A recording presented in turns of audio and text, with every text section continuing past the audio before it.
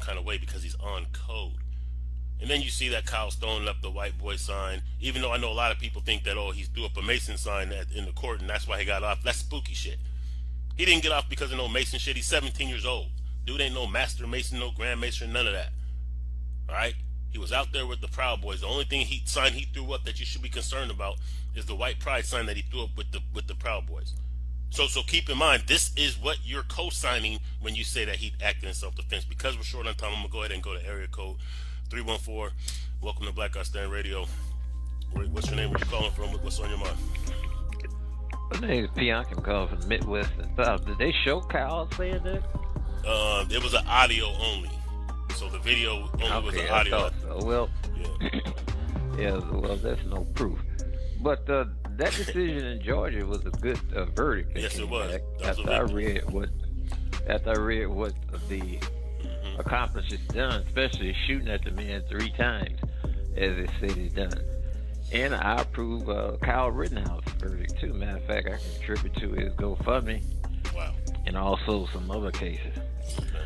And I'm Black American. And so much stuff was going out about what about this case in where this black man ran these paraders down? Have you been kept up on that, Mr. Brooks? Well, I've seen it. For all I know, that could have been a controlled opposition type of situation, and we don't know if the people he ran over are victims because they might have a record. You know what I mean?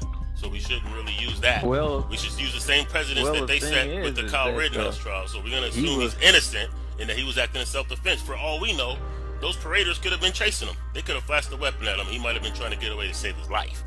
So that's how we're going to do that. Yeah, but what I've seen on the tape, not to get into no argument, he was zigzagging to make sure he hit people. Well, he might have been trying to get away. Looking at his record, looking at the record this guy had, and that the system failed by letting him back out on the street. And Nevada, what did he do? Had impregnated a 15-year-old.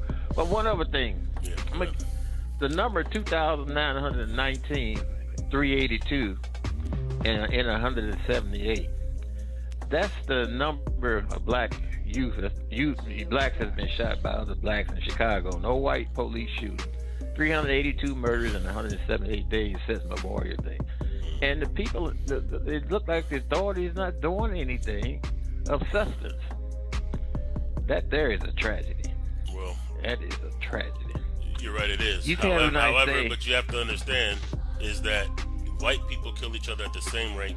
Asian people kill each other at the same rate. The only time it's an issue, the only time it's made an issue is when they label it black on black, and that is only to undermine our legitimate cries for justice. You never hear anyone say white on white crime. You only hear black on black crime. But blacks don't kill each other at a higher rate than any other race. That's an environment issue.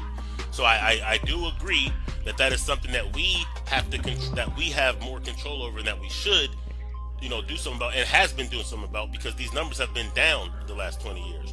But I don't want to get into I'm gonna tell you, and I'm not, like I said, I ain't for the argument. Yeah. But I've watched this for a long time. Ain't no ethnic group killing like that. Yeah, they are. The numbers are the numbers. The statistics are the statistics. There's no ethnic group killing like that. And I've been around a long time. Well, never have I seen that. That's so because anyway, you don't see it on TV. Call. Okay, I'll do that. But that's a good example right there, what was stated with the black on black crime narrative.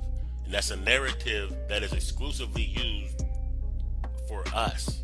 Because when whites kill whites, they don't say white on white crime. When Asians kill Asians, they don't say Asian on Asian crime. So now they have us mimicking their same talking points, and that's the point that I'm talking about being off code. I don't want to disrespect that brother, because I recognize that brother. He's called in, he's been a supporter of the show for years, but I flat out disagree 100% with pretty much everything he said. I mean, he donated money to Rittenhouse. You're donating money to listen. Wouldn't that be an example of white on white crime? How come it wasn't framed like that?